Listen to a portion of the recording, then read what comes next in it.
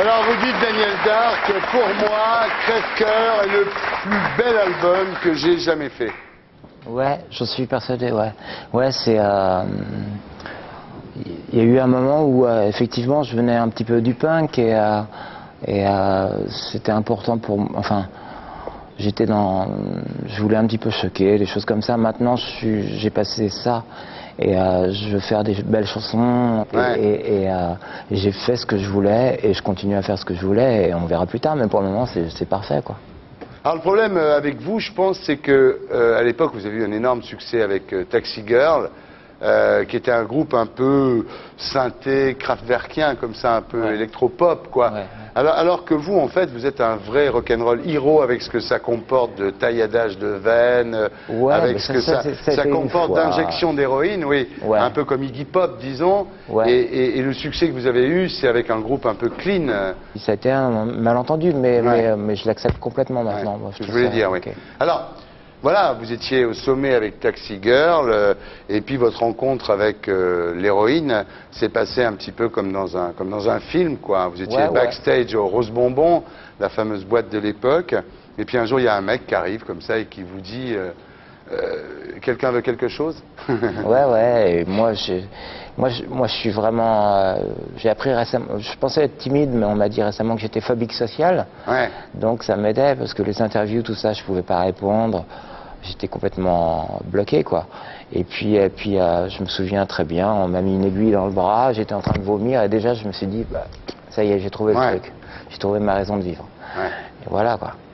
Donc il a fallu du temps après pour que je comprenne que bon, il n'y avait pas que ça et puis que l'amour était vachement plus fort que ça et bon, plein de choses. En plus la première fois c'est gratuit donc. La première fois c'est gratuit et puis bon, il y a la fameuse lune de miel, c'est génial.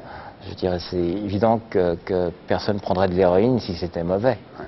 Mais comme je dis toujours, au début on en prend pour être bien et après on en prend pour pas être mal. Pour pas être mal, bien sûr. Alors vous ça a duré 15 ans quand même l'histoire. Ouais, une quinzaine d'années, ouais. Et puis grave, quoi, 5 grammes par jour, c'est beaucoup quand même. Ouais, 5 même plus, ouais. Ouais, c'était beaucoup, ouais. Et j'entendais Guillaume Depardieu qui a fait 6 overdoses. Moi, j'ai dû faire ça en 6 mois, quoi. Enfin, vous avez fait 20 overdoses au moins, non? Oh, je sais pas, je compte plus. Hein. C'est qu'on aime, on compte plus, je sais pas. Il n'y aurait pas eu votre mère pour vous en sortir? Ma mère m'a vachement aidé, ouais. Ma mère vachement. Alors vous dites en parlant de ça, d'ailleurs, quand on a une overdose, c'est pas du tout le white flash dont on parle dans les chansons de rock'n'roll. C'est des claques de pompier dans la gueule, quoi. C'est pas si drôle que ça, finalement. C'est horrible, c'est horrible. Une overdose, vraiment, c'est dégueulasse, quoi. Non, il n'y a rien de beau là-dedans. Hein. C'est ce qui a détruit Taxi Girl, parce que déjà, Pierre Wolfson, il en est mort, lui, il est mort d'une overdose. Et puis les autres, Laurent, Stéphane, ils sont partis à cause de ça? Stéphane, le bassiste, a repris des études.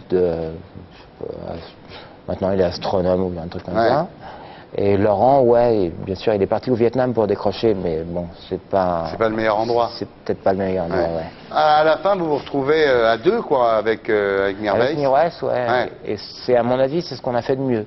Enfin, musicalement, quand il y avait juste Mirwais et moi, je crois que vraiment, c'était ce qu'il y avait de mieux. Il y a un album énorme produit avec Burnel qui s'appelle Seppuku. Seppuku, Un album génial. Mirwais, il s'en est sorti, alors lui, extraordinairement bien, parce que maintenant, il fait toutes les chansons de Madonna. Et il produit, il fait les chansons de Madonna, mais il le mérite complètement parce qu'il s'est enfermé dans un studio pendant 5 ans, 10 heures par jour, il travaillait, et je trouve ça génial, quoi. Je suis très content. Alors, à part votre mère, qu'est-ce qui vous a permis de vous en sortir de la dope? Moi, je ne crois pas qu'on puisse arrêter la dope pour quelqu'un d'autre, même si c'est la femme qu'on aime ou quoi que ce soit. Ça n'existe pas, ça, c'est des conneries, ça. On arrête parce qu'on se rend compte qu'on... Moi, mon truc depuis le début, c'est quand même écrire. Et je pouvais plus écrire. Je pouvais plus écrire, je pouvais plus rien faire. Vous dites, ça m'a sûrement aidé à écrire des trucs, mais en fait, il y a 99% des cas où je jetais le lendemain matin ce que j'avais écrit la veille. Jésus vous a aidé? Dieu m'a aidé, enfin, moi, le Père. J'ai la foi. Traitait directement avec le Père, lui. C'était directement avec le Père. Vous dites, le christianisme et le rock'n'roll sont les dernières formes d'honnêteté? Ouais, je le pense. Sincèrement. Alors, au départ, vous êtes juif par votre père, catholique par votre mère.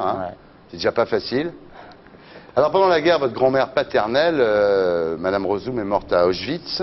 Isabella Margolin, ouais, elle est morte à Auschwitz. Elle était à Dachau, ensuite Votre père est obligé de se cacher, évidemment, en Normandie. Ouais, mon grand-père aussi. Et à la Libération, votre mère a été poursuivie pour intelligence avec l'ennemi. En fait, elle est tombée amoureuse d'un médecin de la Wehrmacht, qui n'était pas du tout nazi, qui était là, qui était en France, qui était obligé, parce que d'ailleurs, il a fini en Sibérie, parce qu'il n'était pas nazi. Ouais. Et voilà, elle est tombée amoureuse. Alors, on peut prendre Arletty, hein, mon cœur est français, mais mon cul est international. Ouais. Et puis, elle était vraiment amoureuse, quoi. Ouais. Alors, récemment, à la télévision, on a vu Iggy Pop dire qu'il aimerait bien retrouver une femme et faire un enfant, et vous? Moi aussi. Ah ouais, ouais. Bien sûr, mais je ne sais pas si c'est possible encore, parce que, voilà, j'ai 44 ans, et je peux faire peur, peut-être. Mais bien sûr, je rêve de ça, ouais. Ouais, ouais, bien sûr, je rêve de ça.